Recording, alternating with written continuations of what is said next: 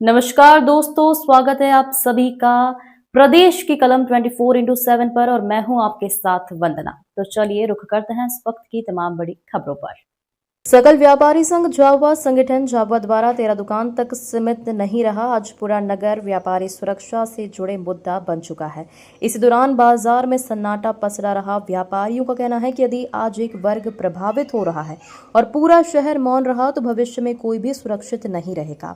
यही कारण रहा कि सभी वर्ग ने एकजुट होकर नगर बंद सफल बनाया। सामान्य दिनों की तरह चहल पहल की जगह विरोध की आवाज सुनाई दी। देखने वाली बात यह है कि इस विरोध प्रदर्शन के बाद नगर पालिका कुछ हल निकल पाएगी या नहीं। प्रदेश की कलम 24x7 के लिए रमेश चौहान की रिपोर्ट।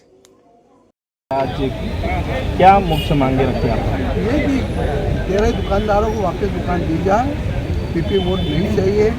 अगर नगर पालिका पर पूंजी नहीं है तो हम व्यापारी पूंजी इन्वेस्ट करने को तैयार है। हमको उसी स्थान पर दुकान दी जाए।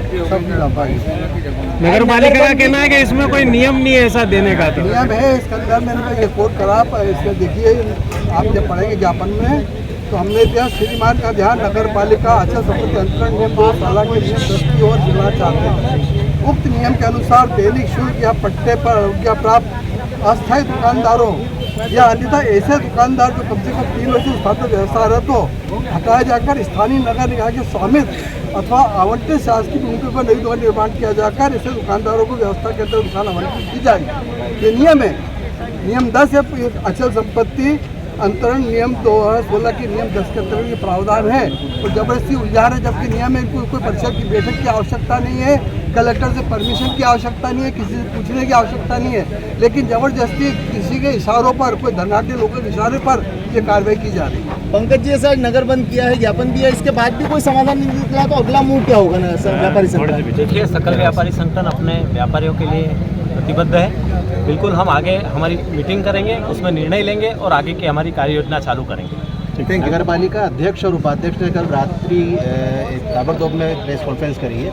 उन्होंने ये बोला है कि जो व्यापारी जिनको हटाया गया था उनको तत्काल और अन्य कहीं शिफ्ट किया जाएगा। तो आपको लगता है कहने का ये 1 महीने बाद ये क्यों निर्णय लिया गया? हम ये पिछले 1 महीनों से लड़ाई लड़ रहे हैं। हमने सभी से संपर्क किया, सारे पार्षदों से, अध्यक्ष जी से, उपाध्यक्ष जी से, सीएमओ साहब से, सभी से संपर्क किया, लेकिन हमें कोई उसका सकारात्मक परिणाम नहीं मिला। इस कारण से हम हमारे सकल व्यापारी संगठन के समस्त सदस्य के साथ इस निर्णय पर पहुंचे कि हमें 1 दिन का बंद का आह्वान करना चाहिए। अब जो आप बात कह रहे हैं कि उन्होंने आश्वासन दिया है, देखिए शासकीय काम आश्वासनों पर नहीं चलते, कागज पर चलते हैं। उनके द्वारा हमारे 13 व्यापारी सदस्यों को कागज पर अनुबंध के साथ लिखित में दिया जाना चाहिए कि यह दुकान से आपको विस्थापित करने के बाद इस तरह से आपको स्थापित किया जाएगा। ठीक है, थैंक यू। अगर यदि राजस्व को बढ़ाना है या बनाना है कुछ भी है तो इसका और क्या आपके लिए दे सकते हैं ना। दूसरी बात है, अगर ये हमारी बात अगर हमारी मांग नहीं मानी गई तो ये मुद्दा यहाँ तक नहीं है, इसको ठेठ ऊपर तक आगे जाया जाएगा।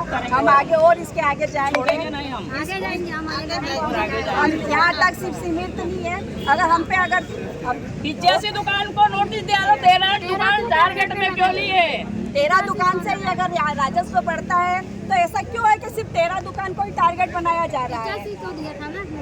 और किसी को आप इस तरह से बेरोजगार कर दोगे तो कोई चुप रहने में से नहीं है। सबसे पहले सकल व्यापारी संघ का सबसे बड़ा आभार व्यक्त करती हूँ कि जो इस तरह से इन लोगों ने हमारा सहयोग करा, आज पूरा व्यापारी संघ हमारे साथ में है। बहुत बहुत धन्यवाद देना चाहती हूँ मैं। उन समस्त पार्षद को भी बहुत बहुत धन्यवाद देना चाहती हूँ कि जो आज हमारे साथ इस तरह से खड़े हुए हैं। अगर कहा जाता है कि परिषद के बीच में पार्षद लोगों ने इस तरह से निर्णय लिया है तो हर जगह पार्षद को ही बैठाया जाए ना। क्यों कलेक्टर सर को, क्यों एलटीएम को, क्यों अध्यक्ष को बिठाया जाता है?